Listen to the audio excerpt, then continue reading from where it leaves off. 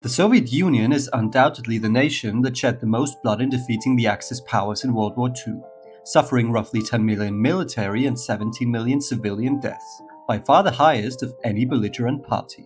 Now, Soviet civilian deaths weren't just a side effect of the war, but a consequence of intentional extermination of Eastern European peoples under the Nazi racial hierarchy laid out in Generalplan Ost.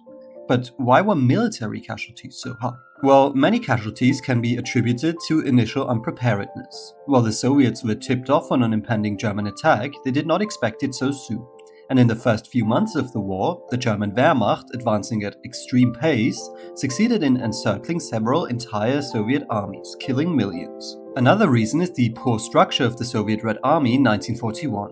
Its massive expansion at the time meant that many of its soldiers were untrained and lacked combat experience, while Stalin's purchase of the officer corps in the late 1930s meant there were few battle-tested commanders available. Soviet military doctrine also increased casualties. Orders such as "not one step back" forced many Soviet units to be annihilated to the last man rather than withdrawing. Even when the momentum on the Eastern Front shifted in 1942, Soviet high command emphasized mass attacks to overwhelm the German defenses rather than choosing strategies aimed at conserving manpower. And of course, the Eastern Front was vast and brutal.